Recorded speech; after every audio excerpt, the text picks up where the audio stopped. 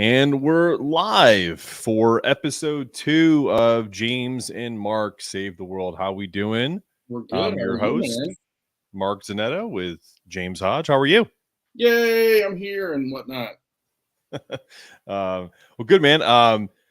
It's been a little bit more than a week since last time, so there's a lot of stuff been going on, and we'll get to this, but we actually got an email from a anonymous. It's pretty spicy. I'm looking forward to reading it and solving someone's problems to help save their world.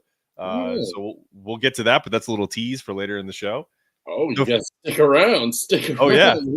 For the no, it's interesting. So we got a couple, but this was like an actual like advice. And I think we're well equipped. It's relationship advice, so we'll see what happens.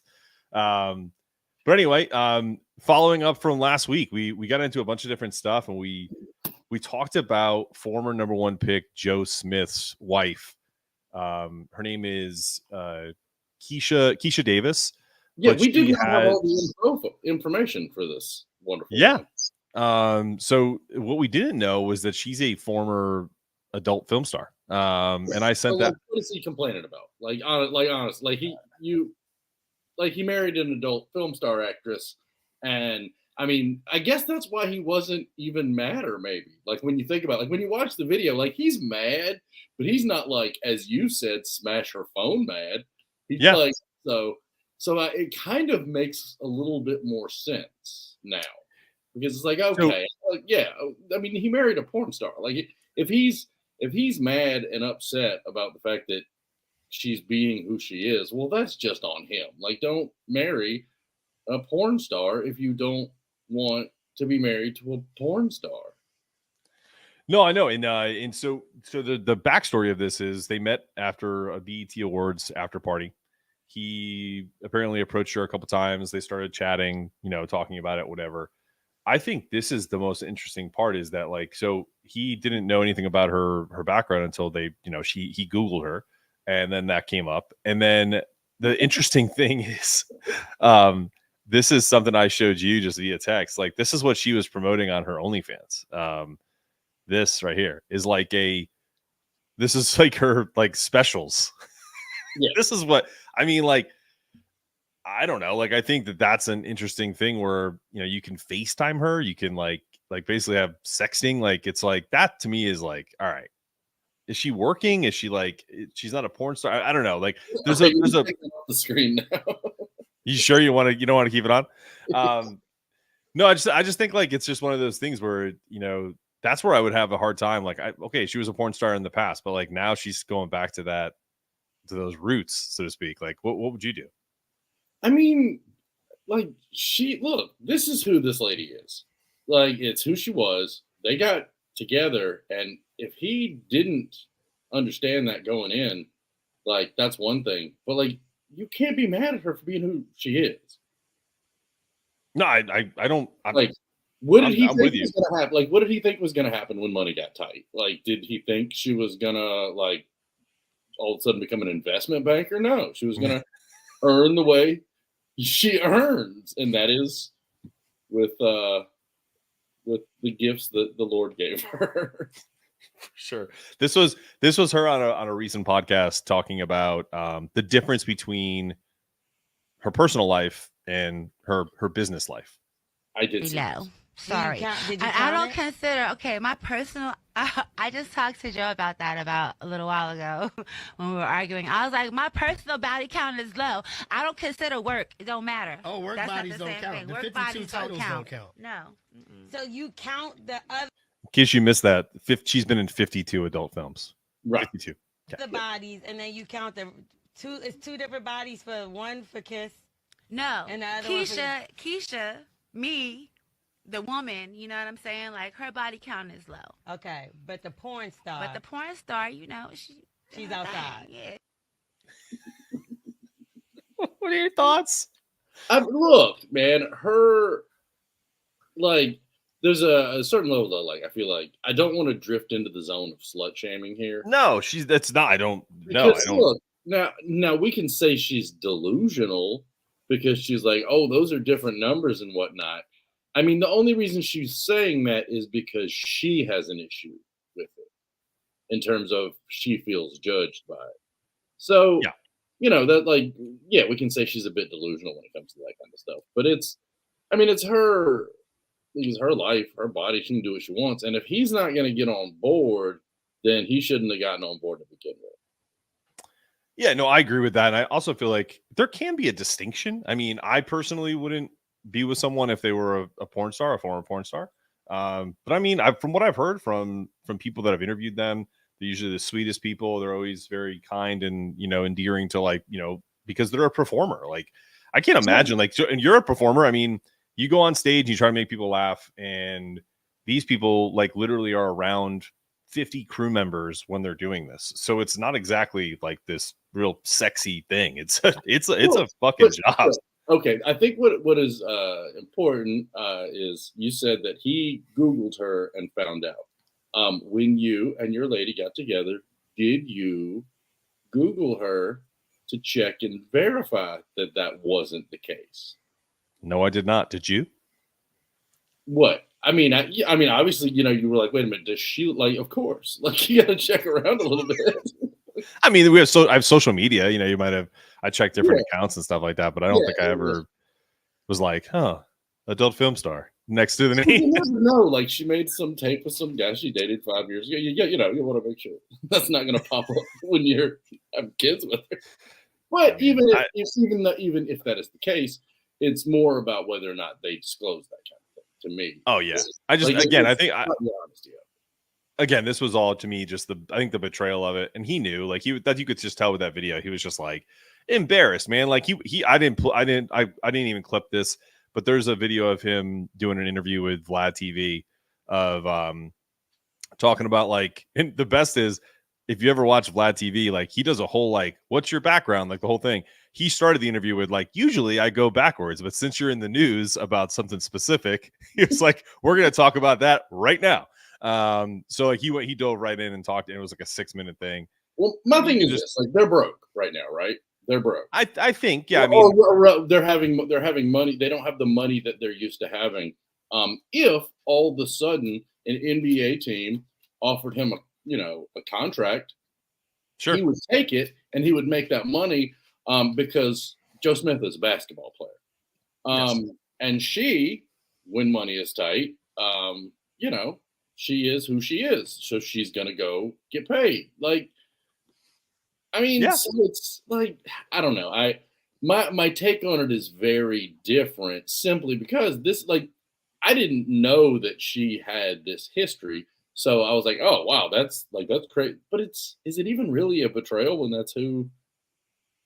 I mean, it might be a betrayal to their relationship, but it's certainly not a betrayal to who she is as a person, even if she wants to be in denial about it and say that, you know, her body count and her work count are different. I just think it's a betrayal of, you know, if you started an OnlyFans right now and it was secret from your wife, right? As stupid as it would be for you to start an OnlyFans, I think she'd be pissed.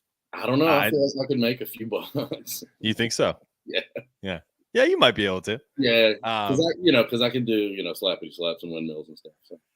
Sure. I just think that's the biggest issue. It is what it is, though. I just thought that's a funny follow up that she's going on podcasts and kind of being like, listen, this is what I do, and if you don't like it, oh well. Yeah, I mean, she's not being particularly kind. No, she's doubling down. So yeah, which, you know, good for her. I hope they make tons of money. I hope they solve all of their issues and they live happily ever after. And also, well, I mean, they're not going to live happily ever after because there's no way he can. You don't think he recovers from this? No, if not while staying in that relationship. I don't know. We'll see. Well, I mean, I don't know. What's going to happen is, if this is all a setup, which like you had suggested that it may be, they'll just like start making content together or something, and then I think that's the next step. Probably. Yeah. I mean, he's, you know, what is he, like 6'9"? Like, he's, you know. Yeah, he's a big guy. He's like 6'9", 6'10", whatever. Yeah. Well, In other news, yeah, that was the first 10 minutes of the show. Like, we have now dedicated at least 20 minutes to this. It's just funny. I think it brings a guy from like essentially our childhood, like that was our basketball childhood, and it's just like whoa to see like him in the news with that stuff is interesting. But this is more, I guess. I mean, if you can call the Republican debate hard news, I don't know what to tell you, but I have a clip from the Republican debate, and I want you to listen to it. Okay. If you didn't, I don't know if you watched it. I didn't watch a second of it because Trump's getting the nomination, so that's correct. But this is very fun. This is more for entertainment value, not for policy or anything like that. So this is Nikki Haley versus Vivek Ramaswamy. I want to laugh at why Nikki Haley didn't answer your question, which is about looking at families in the eye. In the last debate, she made fun of me for actually joining TikTok while her own daughter was actually using the app for a long time. So you might want to take care of your family first. Leave my daughter out of your voice. Adult daughter. The next generation of Americans are using it. And that's actually the point. You have her supporters propping her up. That's fine. Here's the truth. You're just Did you catch that at the end? Yes, you're just scum. Oof. I mean, like, yeah, I think that's kind of what she was making fun of. TikToks for daughters, like for teenage girls. Like it's like that wasn't much of a swing on his part. Like, ooh, your daughter's on TikTok. Like, yeah, so every person in America between the age of like 8 and 20 is on TikTok. Like, I just thought that was the Republican debate version of keep your wife's name out of my fucking mouth right there.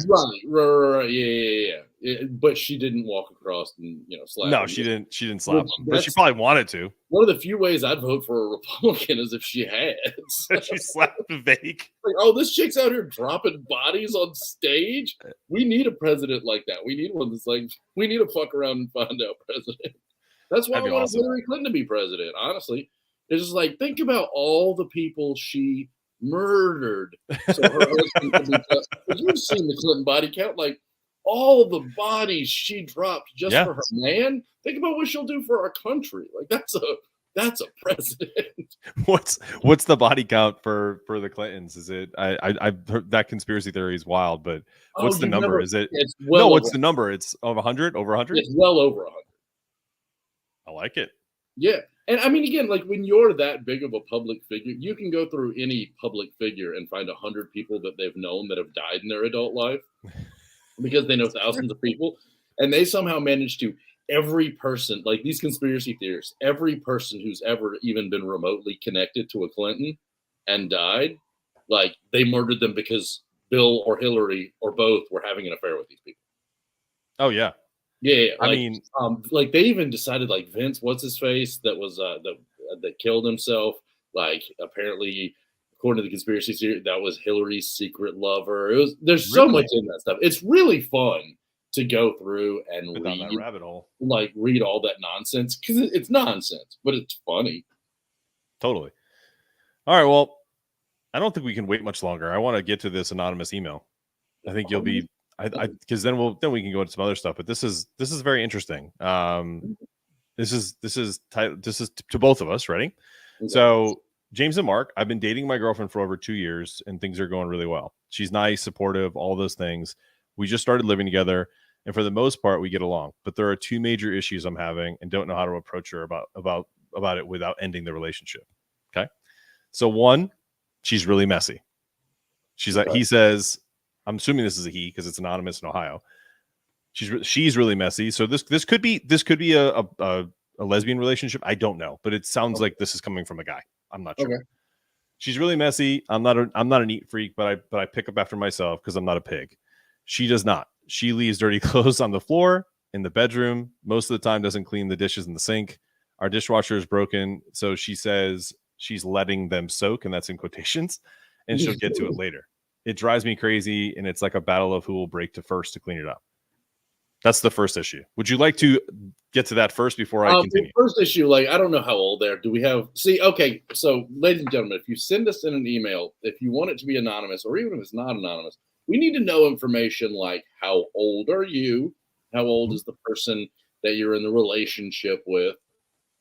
That's sort, you gave us how long you guys were together, but I mean, if this is a couple of 23-year-olds and at 23 she's doesn't clean up after herself, well, that just means her mom cleaned or her dad cleaned up everything when she was a kid, and she just has to grow up a little bit. I mean, I was pushing 30, just living like a absolute pig, and now my dishes stay clean, my laundry stays done, my bed gets made in the morning. Like it's, but a lot of that has to do with the fact that I'm in a relationship with somebody that's like, I like the bed made in the morning. I'm like, and I literally spent 3 years being like, this is fucking stupid.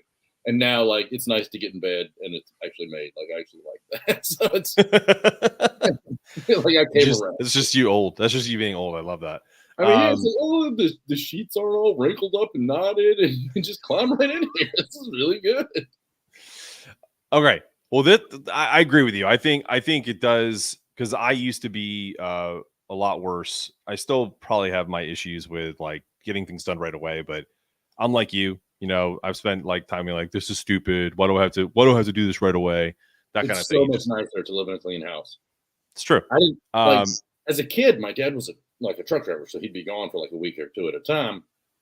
And like we lived just in utter filth until, an hour before we knew he was getting home.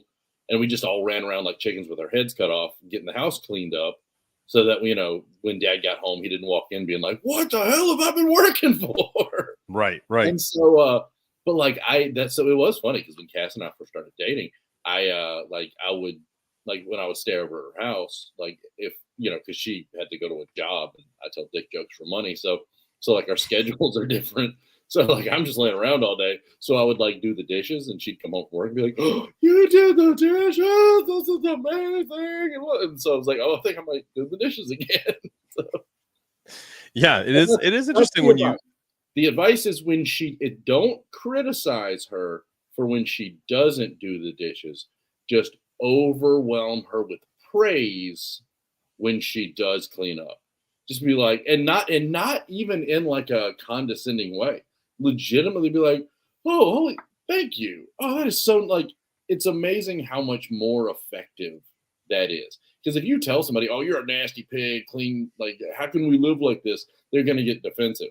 But if you just drown them with praise over the fact that they freaking rinsed out 3 cups, it's like, it's, and then all of a sudden, they're going to be like, you know what, I should probably rinse out some more cups. Like, I can tell it really means a lot to her. It's. Well, I think we solved that problem, and I like that. But this one I chuckled at, and again, I got this on our email account. What's today? Thursday, Monday evening. So I didn't send this to you on purpose because I wanted to get your reaction for the second one because it's a little spicy. Wow. So this better pay off now because we have people that are definitely going to be waiting to hear about this. So and the best is whoever wrote this did it in like bullet point. So it's like, that was item 1. This is item 2. Okay. I'm physically attracted to my lady, but she doesn't shave her private area very well. I don't mind it, but it just looks weird. And that's where I laughed. I'm probably reading too much into this, but I'd prefer it to be either shaved or trimmed, but it doesn't, so it doesn't look like someone didn't know how to use a razor. Please advise. The first part is like silly, like, okay, dishes, but the second part was just like, okay. Well, I mean, when it comes to like that sort of grooming,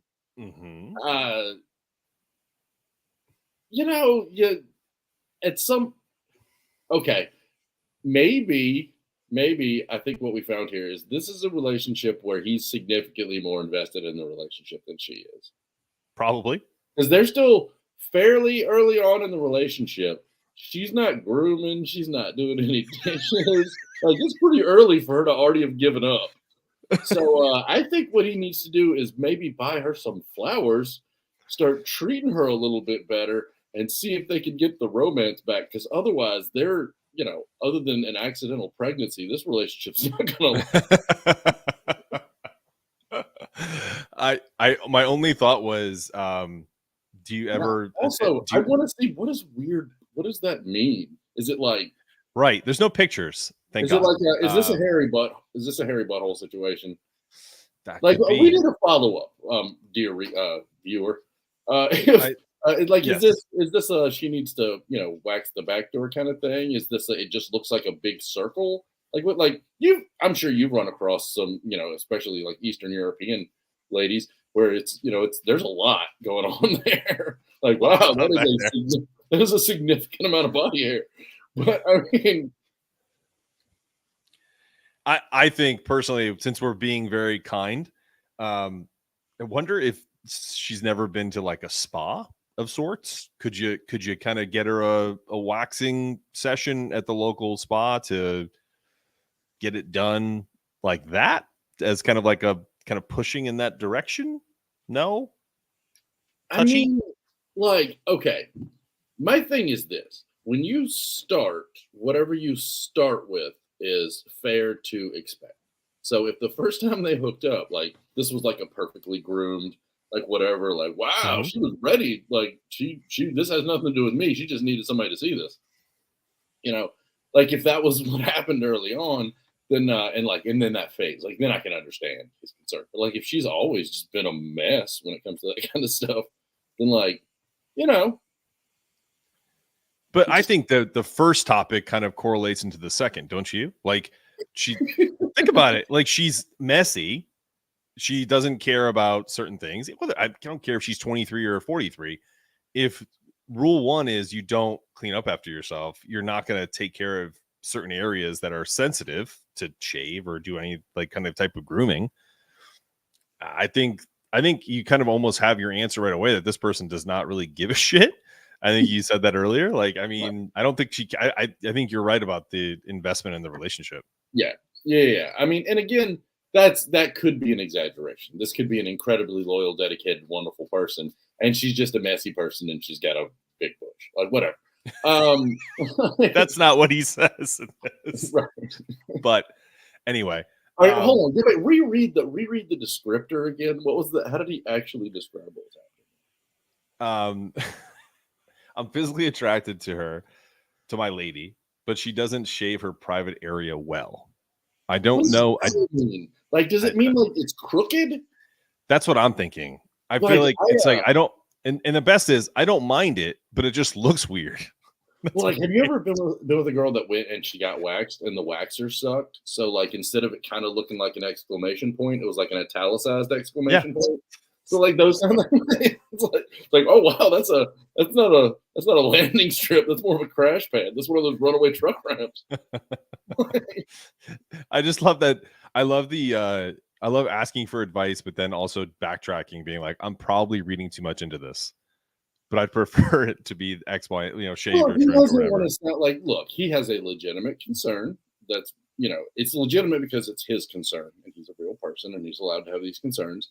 And also, like, there's a certain level of silliness to it. So, like, I get the backtracking a little bit, but like, yeah, look, dude, like, it's hard to broach these kind of topics in a relationship.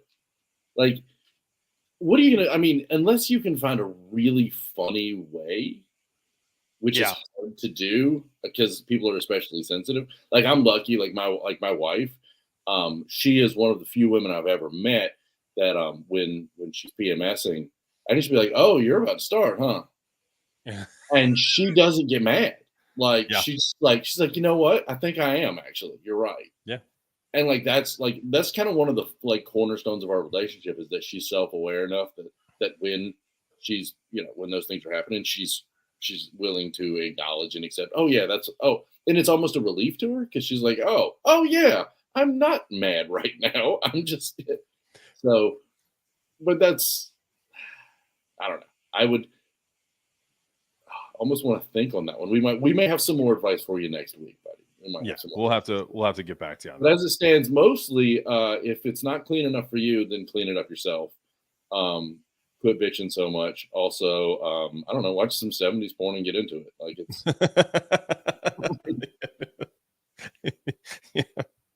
That made me laugh, particularly laugh pretty hard. Listen, this also kind of goes into the next topic, which is there was a list that came out that went viral that is a no-go list for women. And I'm not going to put it on because it's too big, but some of the places are. I'm just going to list some: Cheesecake Factory, Applebee's, a lot of chains, right? Chili's, Chipotle, Olive Garden. But so let's put those all in one area. So basically like a chain restaurant, IHOP's in there, Red Lobster. And then like there are some legitimate ones that like obviously you wouldn't do, but like the movies is one for a first date. A bar for just drinks. Sporting events. I get no sporting event. Okay, you also got to understand the woman that you're dating too, right? Or well, my wife and I, our first date was meeting at a bar for drinks. There you go. My first meeting, my wife was at a bar. So yeah. Okay. But also like coffee dates, like who we are. Yeah. That's true, but we're married and we have children. Yeah. Just saying.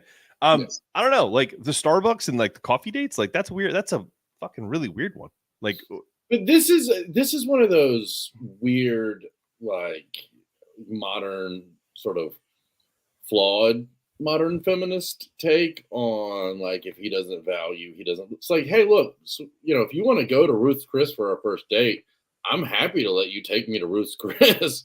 Yeah. But I've never met you. I'm not dropping $250 on a first date. When I don't even know if your breath smells good. Like, I'm like, let's have some drinks. Let's hang out a little bit. Sure. Make sure all our parts fit together before I start like dropping major cash here. Of course. And like some of the places, like I totally understand, right? I would never, I mean, this is just me. Like I wouldn't do like a chain restaurant. Although I feel like Cheesecake Factory is like an exception because it's like, I don't know. There's like a shit ton of things to eat there. There's good drinks there. Like it is what it is. I had to get up and walk out of Cheesecake Factory recently. Really? My wife loves that place. Well, normally it's like it's one of those things. It's sort of like what's happened with P.F. Chang's. Like they both kind of like post-pandemic. It's much more difficult now because people can DoorDash and Uber, all these other things. There's a lot more ways for broke people to make money, like making, at least enough to not starve and end up homeless amount of money without waiting tables and without working at McDonald's. So you're seeing like the service at McDonald's and a lot of these like higher tier, like, so now P.F. Chang's is more like going to a Ruby Tuesday. Cheesecake Factory is more like going to like, and not to be especially hard on Ruby Tuesday or whatever, but they're closer to Denny's and IHOP now. They're not Waffle House bad, but they're like Denny IHOP level versus where that's on the list too, by the way. Waffle House is on this list. I mean, like honestly, I maybe it's just I'm a Tin Cup fan, but I feel like any girl that doesn't see go to Waffle House on a first date, I'm done with. Yeah, and I agree. I think I went the last Waffle House I went to was with you, but that's because you're just such a good looking dude. Yes. I don't know, like there's some obvious ones that you shouldn't do, right? Like your house, that's creepy. Church. Well, hopefully the first date ends at your house or there. Yeah, well, I mean, I don't think you're going to invite her over to your house unless you're a serial killer. Family functions. Well, come on. There's so many Tinder hookups and like so many like dating app hookups. But that's a Tinder date. That's not that's not what this is. This isn't first date. Like I'm taking you somewhere. Tinder is just Tinder. You're just calling someone to fuck. You know what I mean? Like that's not. You know what I mean? That's not what this is. But some of these I think are legitimate, right? Like your house, anywhere that requires a long drive, like you're trying to kidnap someone. Yeah. Family functions, I could see being awkward. That's even church. Even church. Like no matter how religious you are, like I just feel like that's one where you maybe save that. What would you do? Like if you'd met Catherine and you guys really hit it off, like things that first night you guys hung out, things were, and that had happened to be a Saturday, and like you guys had a great time, and she said, well, why don't we meet up in the morning and you can come with me to church?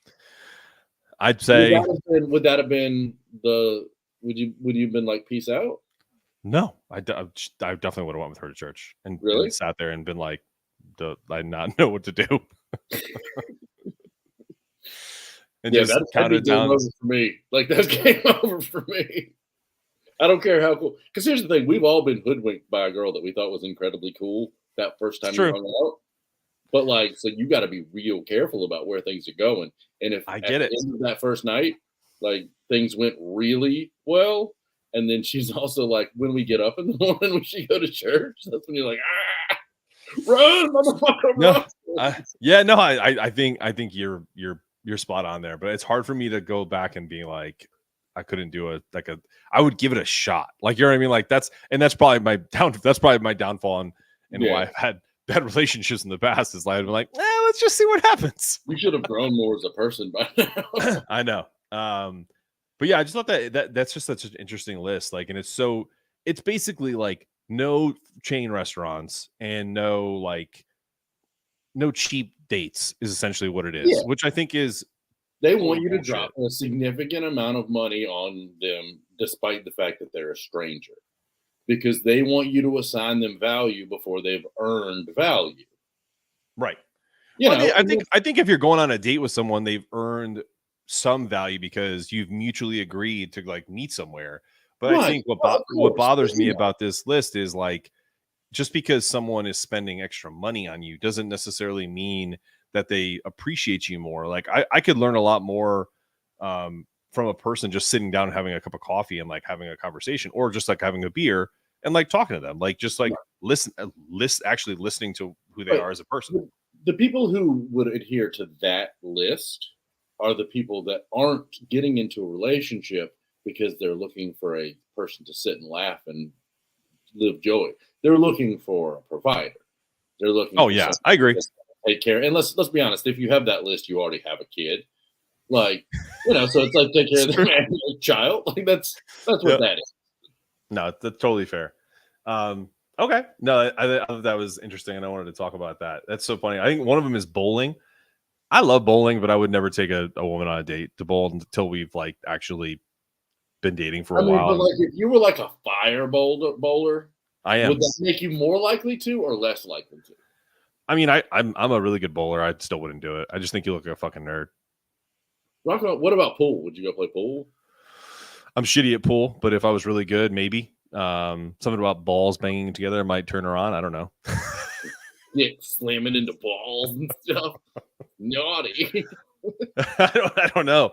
I think that's this, like, and if people that watch this later don't know, like, I was a professional tennis player, so like I've definitely used that to my advantage in the past. Like one story. What's that? Did you ever take a chick to play tennis? Yeah, I have. Or I've said like I can give you a lesson or something like that, and they've been like, "Oh, that's great. That's so cool. I've always wanted to learn like that." I've definitely used that. Teach me how to use this racket. Yep.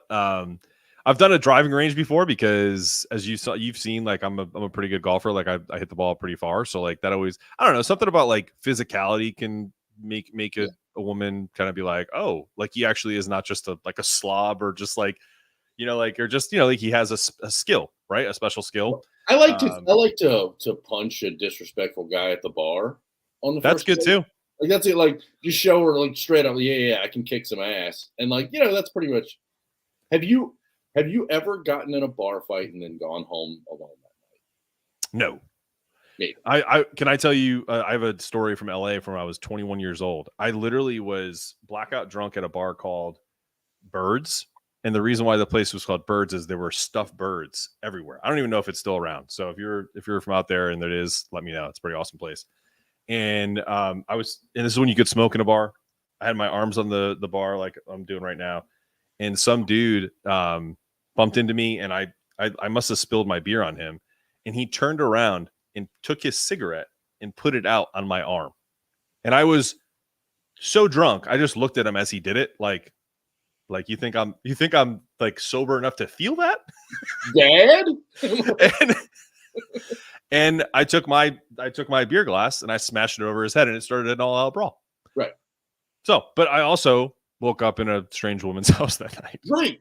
Yeah. I'm just saying.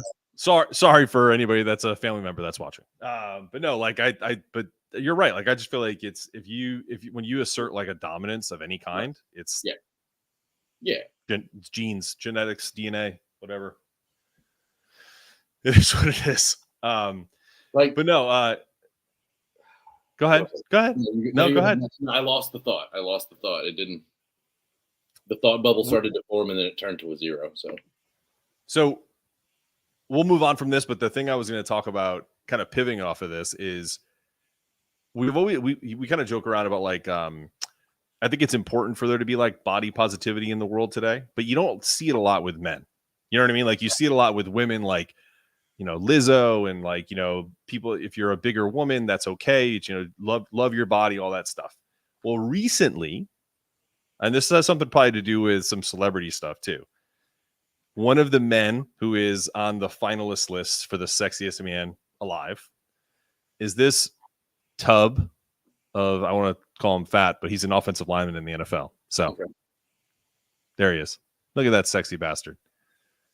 Do you know who that is? That's Jason Kelce. Yeah. He recently, it's Travis Kelce's brother. He recently got made fun of by his own teammate who dressed like him for Halloween. Nice. That's his game day fit. So, what do you think about that, man? The other finalists are for this, so I get this right. Pedro Pascal, actor. Okay. Right. Timothy Chalamet, also an actor. Right. So we got Jamie a pumpkin. Foxx. We got a pumpkin and a scarecrow. Jamie Foxx. So far, Jamie Foxx is a short guy. So far, Kelsey's winning. Usher. Kelsey's still winning. Lenny Kravitz. Little guy. Usher's a little guy. Lenny Kravitz. Kravitz is probably, I don't know how to, like, Lenny Kravitz is what, 5'6"? Yeah, he's a little guy too. But I mean, so you have to be tall to be sexy? What are we talking about here? I'm just saying, like, most women, if you are so anti like mid to short dudes and gals. Like you have to be tall to be like, for James, you have to be tall to ride this ride. No, I'm not. I'm just saying, if you're making a list of the sexiest dude alive, he's gonna be more Jason Momoa than he's gonna be like Jamie Foxx or, you know, Dustin Hoffman. Like, it's like, Tom Cruise has won that award probably 20 times, and he's 5'1". Yes. Like, so it's look, so little fellas win that award. Oh yeah. I'm just saying, if in reality, removing Tom Cruise's celebrity, if you put Tom Cruise in a bar and nobody knew who he was beside Kelsey, and they were standing there, most of the women are going to gravitate towards the big football guy. You think so, huh? Especially if he's smart, in addition to being large. And yeah, like, women tend to be attracted to bigger guys. Like, you know, in real life, the only reason celebrities are all small is because they frame better on camera that way. For sure. Some of the most. They weren't always like that. They weren't always like that. It wasn't always like that. There were a ton of taller men that were, you know, stars back in the day. They were all gay. They weren't all tall. Like, you don't, like, only recently have you seen any actors over like 6'1". Yeah, but no, I mean, like, you go back and, like, I'm pretty sure, I mean, I can look this up, but like, I'm pretty sure, you know, famous movie stars, like, what am I losing my train of thought? Like, the Western guy. Like John I bet John Wayne was like, he was tall. He looked tall on screen. I bet he was. Let's find out right now. How tall was John Wayne? Like, right now, he's -6. Yeah, he was 6'4". 6'4". No, 6'4". Dean Martin, though, 5'10". Clint Eastwood, 6'4". James Stewart, 6'3". I'm saying, like, the traditional, like, movie star from back in the day, 50s, 60s, I'm saying, were big men. I mean, they didn't have to angle the camera a specific way to make sure that the guy looked taller than the gal or give them lifts in their shoes. The way Tom Cruise does. That's all I'm saying. I mean, I think you're right that if you put like Jason Kelce and Timothy Chalamet in a bar together, I think, you know, most people are going to go and see if Jason Kelce is available versus Timothy Chalamet. I don't know, 5'10", 5'9", yeah. Okay. Yeah, like, most movie stars have always been in that like 5'8" to 6 foot range. Like, but there were exceptions like John Wayne and Clint Eastwood, but for the most part, like, Dean Martin was short. He's not short. He's average height. Frank Sinatra wasn't tall. I think he was 5'6". Like, you know, it's yeah. Like, Prince was what, 4'10"? Prince. That's the sexiest man alive right there. Yeah, I know. But he's 4'10". Man So dead.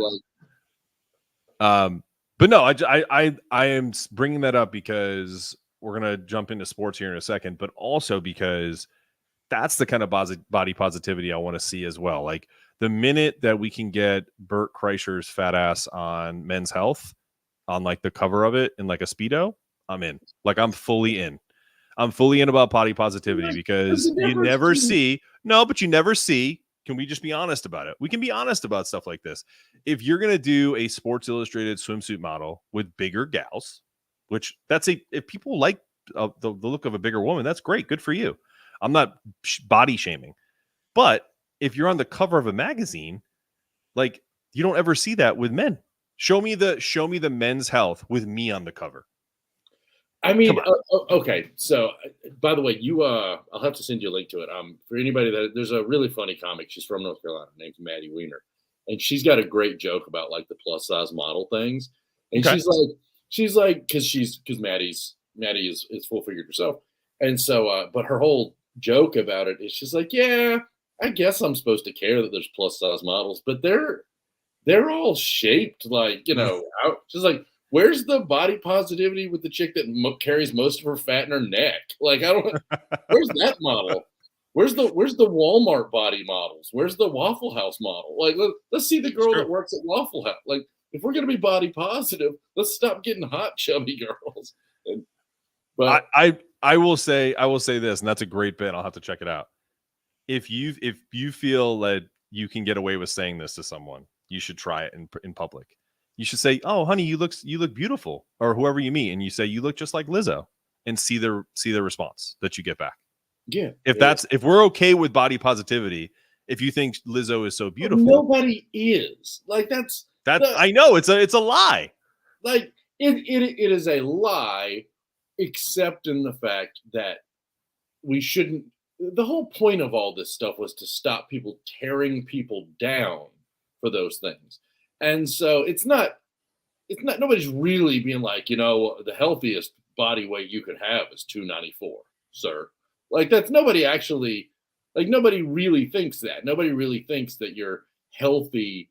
Like when you're more like nobody thinks Lizzo's the picture of health. They're just saying that, a woman Lizzo's size deserves. Like Lizzo can be a famous pop star, and of course. That's all it is. It's like but that's all. That's the exception. And for years there were incredibly talented, like in songwriters and singers and performers that weren't given opportunities because they didn't look a certain way. And that's fair because now when you watch when you watch movies, like there's some really just like couldn't they got a better looking actress to play her? It's supposed to be a fantasy. Right? I'm just saying, like. But that's my biggest. I'll share a story about a guy who has an acting school here, locally, and I'm not going to say his names. I don't want to screw up any of his business. But I said specifically, I asked him like, if someone came to you and said, I want to be an actor or an actress, and you said, I said, would it be helpful if that person was, if they're straight or whatever, if they said, well, I'm gay too, like I'm bisexual or I'm non-binary or something like that. And he was like, that 100% would help because now you can start playing other roles. Cause like even being an actor, like you can't do specific things anymore because people will be like, well, that's not inclusive.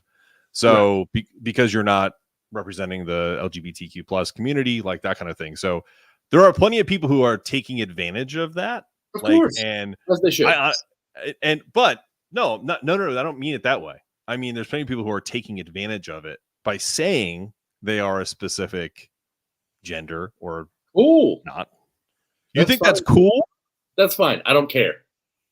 Oh, I don't care either. But why is it okay that like a great example is one of my favorite actors is John Leguizamo. I think he is so going over the top about like the inclusivity of these movies because he literally has played parts that aren't his own ethnicity. Do you know how many years? Cool. Right, but do you know how many years like gay actors had to pretend to be straight to have? I love that. Mark Hudson, like for years. So now it's inverse. Like it's like, I'm trans or I'm gay, because it's gonna help you professionally. Good. Who cares? It's all nonsense. It doesn't matter. But this show is nonsense. Our show is talking about nonsense. I applaud nothing more than nonsense. Whatever ridiculous, like cockamamie, like Rachel Dolezal, like thing you want to come up with, I'm here for it. I'm like, I support you. Whatever. I would love to see. I identify as delusional. Like it's. Yeah, no, I agree with that. That I agree with. No, but I would love. Wouldn't you love to see someone like Denzel Washington, or just name a very powerful actor of color go? I only want to play white historical figures from now on. Like I want to play James. I want to play George Washington, like Hamilton. Like I only want. I think it would be. But that's what I'm saying. Like I think it would be amazing. Don't you? Uh-huh. Did you? Okay. Oh, did you see that the nation of Egypt is suing Netflix for billions of dollars because they just made that Cleopatra thing and they showed Cleopatra as black. Oh, and they said that's misrepresenting Egyptian culture and liable. Interesting. Do you agree? I mean, I don't care. Like, I don't care if Liz Taylor plays Cleopatra. I don't care. I really don't care who plays anybody. Like, to me, none of that. I think it's funny and interesting, and I like to see, like, when I see a TV show where it's like the Queen of England's being played by a black lady, I'm like, I'm here for it. Good. That's awesome. That's great. Like, I'm totally cool with that. Like, I'm like, no. I understand that people are like, if you don't have like a disability, you shouldn't represent one in a movie. But at the same time, I'm like, would you recast Lieutenant Dan just to have somebody that really doesn't have legs? I wouldn't. Right. Well, that's what I'm saying. Like, Gary Sinise is an amazing actor. So I say my thing is like that's kind of the whole point of acting, right? Otherwise, we're just making documentaries. Yeah, the whole part of acting is to kind of pretend you're somebody else, right? Right. So I'm sorry we went on a tangent there, but good for Jason Kelce in his fat body. He's got my vote. I'm here for it. The only problem with him is he plays for the Eagles. But outside of that, be fat and be the sexiest man alive. I don't know what to tell you. I hope he wins. I do too. I will buy a shirt that says "sexiest man alive" with his face on it if he wins. Better him than his mustachioed brother. You don't like Travis? No, I like Travis Kelce a lot. Actually, I think he's great. Like I do. And I'm like, I love the fact that he like code switches to whatever lady he's dating. That's true. Like back when he had more of a diverse dating, catalog going on. Like he was all like hip hop, flat brim hat, whole deal, just really leaning into it. And now he's just like, I look like a state trooper mustache, and I'm dating Taylor Swift. Like good. Did you hear? I hope he is vibrating her from the tips of her toes all the way to the tips of her brain. Yeah, no, I think I don't know if that's real or not, but it doesn't matter to me. What was funny though is his teammate Chris Jones is a defensive tackle for them, and he was on their podcast. I don't have this clip, but he tells this story. And Jason said, "What did you think of my brother when you first met him?" He said, "I thought he reminded me of the guy from Malibu's Most Wanted." So they were calling him T-Rav for the rest of the show. That's really funny. B-Rad, T-Rav. Oh, dude. Yeah. I remember that. That movie was great. Malibu's Most Wanted.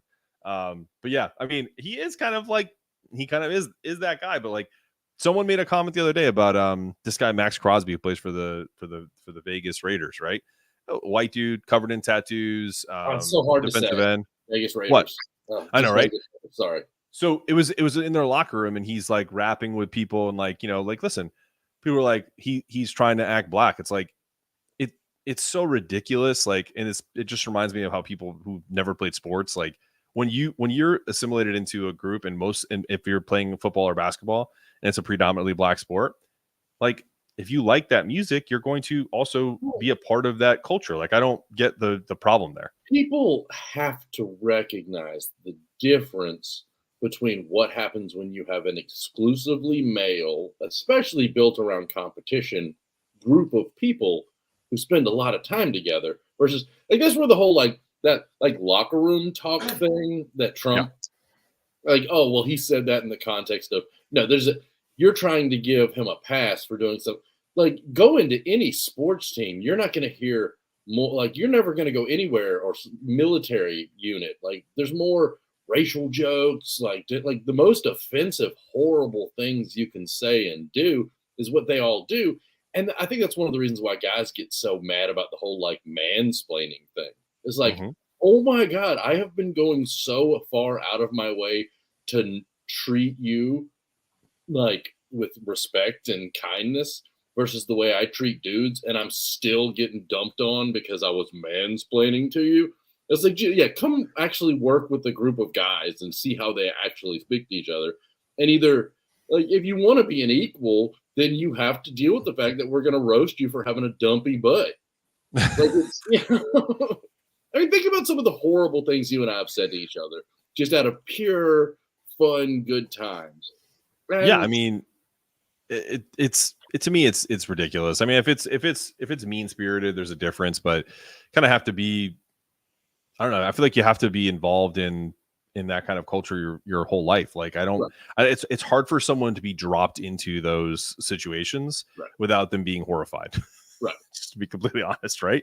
I mean, if you dropped a person, like I have a unique experience of having tried comedy and like not doing well with it, but understanding like almost like the code of, like people bust balls and like you're around comics and like they're funny and like you're just trying to like, it almost feels like everyone's on all the time, right? When you're at a show.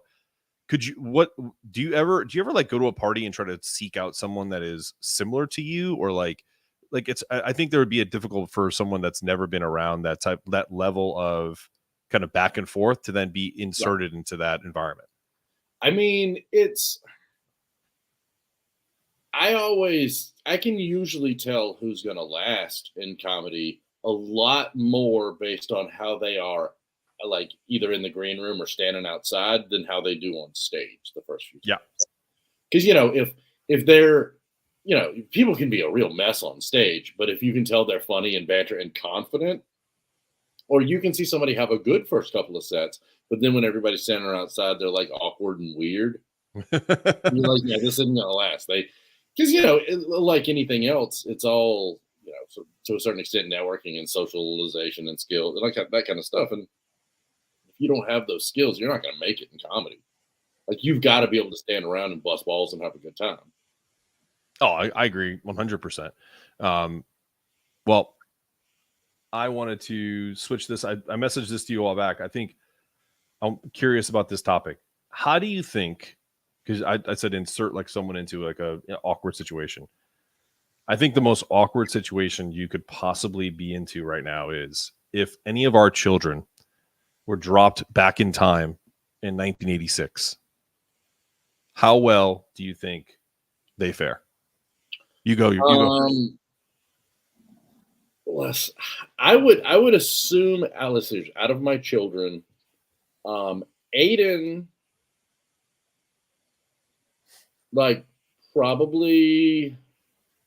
Well, that doesn't count because Aiden's an adult now, so we're not gonna Z would do fine because Z would be like, finally, I can say all these horrible things I think, and nobody's gonna cancel me. But even though Z's like the most liberal human being in the world, but also just really great at insulting people, and so Z would do great. JT would be lost without his computer. Henry would be lost without his iPad, like absolutely distraught over not having access to his technology. Do you think that either one of the kids who are younger who have access to technology would adapt? How long do you think it would take them to adapt? I think they'd just get back in the time machine and come home.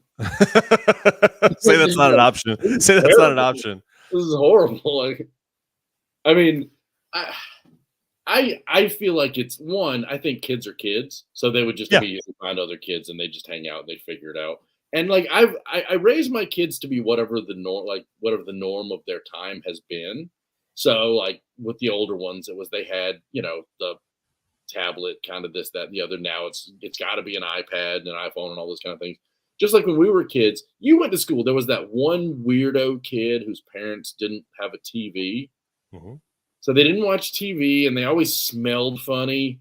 Like they always smelled like old books. Like, those kids. Like it's, those smart kids.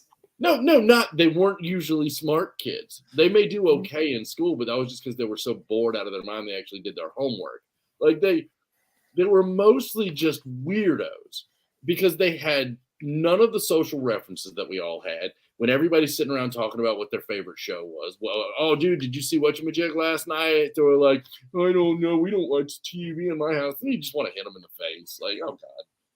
It's like, I'm sorry your parents have failed you. It's the same as this, like, the super religious kids that they couldn't, none of them saw Predator because their mom was like, that's too bloody and gory. Like, my kids see Predator. Like, my kids have seen all the Marvel movies. My kids, like, if there's a large social reference that could be made around them, they're going to get it. They know how the world looks. They know how the world acts because I let them be people in the world. Because the weirdos, like, oh, your kids are on their phone too much. Every kid's on their phone too much. So if your kid's not on their phone too much, then your kid's going to be the weirdo. Like, the society is whatever it is at that time. Yeah, so, I think my youngest is too young, so it wouldn't matter at this point. My oldest is I think he would be lost because we took he has a TV in his room, and I took it away for a week because he was not acting the way he should. Right. And every day for that week, he was going, "Can I watch something in my room?" So. Well, that's, yeah, of course. But, like, you know, it would be different for them, but they would adjust and they would fit in. They would be weirdos, you know, but they would quickly, you know, get caught up on whatever was going on Full House or whatever, and they'd find. No, I agree. I wouldn't want to go back because it's so easy. Like, going back to a world where I can't Google anything at any point, and where you actually have to learn how to do things like the hard way instead of you can just, I don't want to go back to a world where I can't watch a YouTube video to do that. Like, oh man, things are like, the world is so amazing right now. Yeah, I think I would. I think I would really love it. I think if it would, given the option to be in a world of ignorance, I think it would be great. I would like to be the only person with Google. But like, here's the thing: like, you've already lived through it. So if you went back in time, like, you're a smart guy, you'd be able to remember certain things. Like, you wouldn't need the call out to, like, find out, you know, specific things. Oh yeah, I would just go back and buy Apple stock, and like, I would try to be an angel investor in Facebook and shit like that. Like, they'd be like, "What's Facebook?" No, I think it would be an interesting. I also think that would be an interesting movie. I think that would be really funny. Be right back. Talk for a minute. Oh Jesus, James and his pee-pee breaks, or letting dogs in. I think I would love to go back to 1986 because I think that was the first time that I was aware of kind of my existence, right? Like, you know, I had really good friends. My parents just moved into a new house, you know, started playing sports. 86. That's a wild year. I'm going to ask James this question when he comes back. Worst state you've ever been in, toughest sport to play, top 3, individual and team. And then we're going to kind of wrap up the show. I also have a spotlight of a comedian that I wanted to share. I think he's fantastic, named Jeff Arcuri. We'll get to that. We're doing comedy club? We will in a second. I'm just kind of using filler right now. Next week, remind me before we start, you know, actually broadcasting, be like, hey, dude, go take a piss, you idiot, and stop chugging your drinks. I will. Yeah, I will. So, what's the worst state you've ever been in?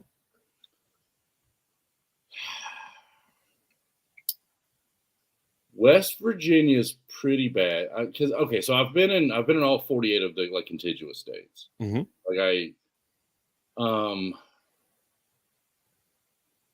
Wyoming's beautiful, but it's pretty bad. Oklahoma's rough. Oklahoma's probably the most, because it's weird because Oklahoma is like getting in a time machine and going back 10 years. Like, I discovered this back in, like, it was like 98, the first time I was ever in Oklahoma City. And it was like in 98, it was like, it's like everything was 1988, like the clothing, the everything. And I guess with the internet, it's probably a little bit more caught up, but it was wild.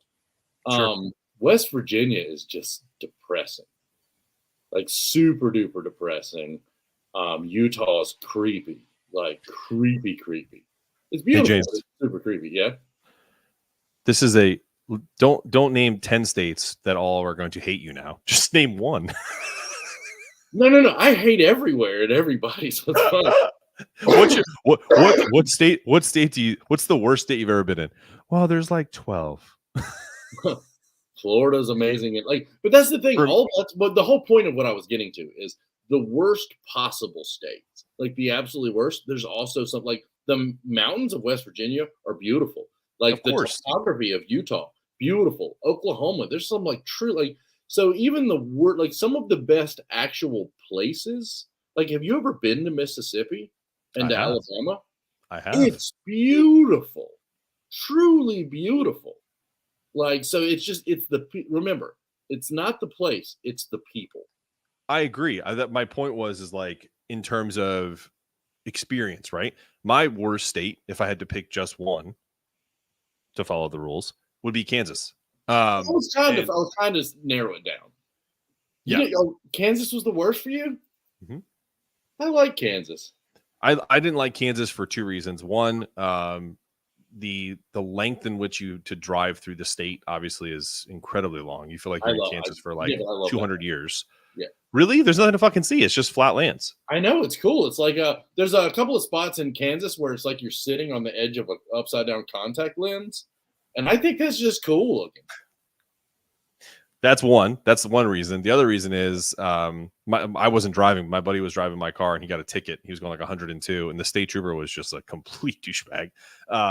And just like some of the places, like we're a couple of city kids who were driving back cross country from LA, and just like the looks we got, it was like we were wearing fucking Afghans or something. It was just weird. Like we were just like in jeans and a t-shirt. Like what, I don't know. I just got like an uneasy feeling. It was like the only state I got an uneasy feeling. We traveled a ton in that like 2-week span, and that was the roughest. West Virginia is so much creepier than Kansas. Again, but I'm sure it is, but it's all about, like you mentioned, like it's all about the experience that moment. Like I wouldn't want to spend too much time in West Virginia, but I've been there and I didn't have a bad time. Well, the thing is, like, I've never, like, when I was in Kansas, like, most of the people I met were fairly not, like, I never met anybody in Kansas that, like, in West Virginia where they were trying to get me to come to a Klan rally, like, shit like that. Like, that's right. Same. Oh, by the way, I have to tell you, I hadn't, speaking of the thing that made it pop into my head was you mentioned your friend getting pulled over. I had the ultimate middle-aged white guy moment the other day. I was heading to my boat. And I was driving like just way too fast, flying through Wilkesboro, North Carolina, I had to have been going 30 miles over the speed limit. I mean, right through the middle of town, like just flying. Okay. Because who cares? Like, what are they going to do to me? It's Wilkesboro. So finally, so as I'm going through, blue lights come on behind me. I pull over. And this nice lady cop walks up, and I roll down the window, and she sort of looks at me, and I go, "Hey!" And she sort of like, when I went, "Hey," she sort of paused for a minute. She's like, "Did you know your tags are expired?" And I was like, "I don't know. I never use this car. It just sits most of the time. Sorry, I was heading to the boat, and I hadn't even looked at it." She was like, "Well, they've been out since December 2022." Whoa. And I was like, "Really?" She's like, "Yeah." I was like, "Oh, okay." She's like, "Well, do you have your license and registration?" And I gave it to her, and I was like, "Wow." And I mean, again, I was going 30 over the speed limit. She hadn't even mentioned that. She goes back to her cruiser, comes back and goes, "Well, the inspection is actually good. So you just did." I was like, "You know what? Probably just forgot to stick that in the mail. Like I said, we don't really use this car that much." She's like, "Okay, well, I'm just gonna give you a warning." I was like, "Oh, okay." And then she looked down and realized I had a 12-pack of beer sitting in the passenger seat beside me because I was going to the boat. And I was taking it to the boat. And she said, "Is that a 12-pack of beer?" And I said, "Yeah, you want one?" and she went, "I can't drink on duty." And so I was like, "Seriously, take one." Just like, no. But there was an open can in the cup holder beside me. And she didn't ask to see if to make sure that wasn't a beer. It wasn't a beer. It was one of these, but it was in the cup holder, and she didn't verify because the 12-pack was open. So like she didn't like, as far as she knew, she pulled me over going 30 over the speed limit, possibly drinking a beer, and my tags had been out since December 2022. And she didn't even mention the fact that I was speeding, gave me a warning for the tags, and laughed when I offered her a beer. Like, if white privilege isn't real, like, I don't know what it is. That's a good story. I have it's middle, like you have to look like you have to be middle aged. Like when I was 20, the cops would have given me a ticket and harassed me for anything. It's like white privilege doesn't kick in until you like can literally drive 30 over the speed limit and not care if you get the ticket. I might have that beat, and it wasn't as recent. It was probably like 6 years ago. So I'm still 36, 37 years old. And I was not being a good person. I was getting some drugs at the time. Okay. And so a buddy of mine was driving. I was dressed like we were going to go out somewhere, and he was dressed like he was going to the gym. So we looked completely opposite, right? We weren't coming from the same place, obviously, right? Because he just came from the gym and he picked me up and we went.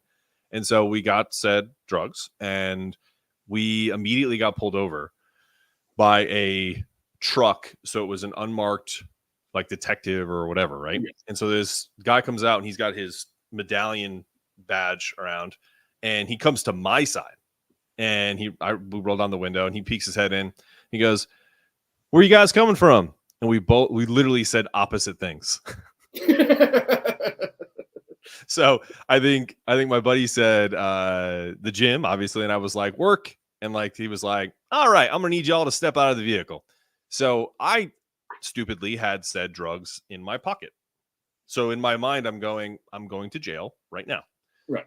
I'm wearing jeans right now. In the little pocket on the jeans, I used to put Mentos in there. Right. For like breath mints. Like I put like 2 or 3 of them in there. So that's the first place he checked for paraphernalia. Right. And he grabs the Mentos out. He goes, "What the fuck you got Mentos in here in your dope pocket?" And I went, for clean breath. And he was just like, I mean, what's up with y'all? He's like, what's up with y'all? He's like, you got open bottles in here, containers. He like made my buddy pour out the Miller Lite beer that was in there. And he just said, "Listen, I know y'all are acting wild and shit." He's like, "This is like literally just let us go." I literally had drugs in my left pocket that he never even checked. Yeah. That's crazy. Yeah. I've never been so like fortunate in my life. Yeah. Like you were like, it's all the things that everybody accuses of being real are totally real. Like it's totally real. And that's why we should use those privileges to do good for the world. So, well, just keep sending us emails and we'll keep solving your problems. Yeah. Like anybody that watches this, send us more like listener questions. That was actually fun to answer. But yeah, let's wrap this bad boy up, guys. We'll talk to y'all next week. Good times. Love you, Mark. Talk to you later, man. And talk to you guys later. Bye, guys.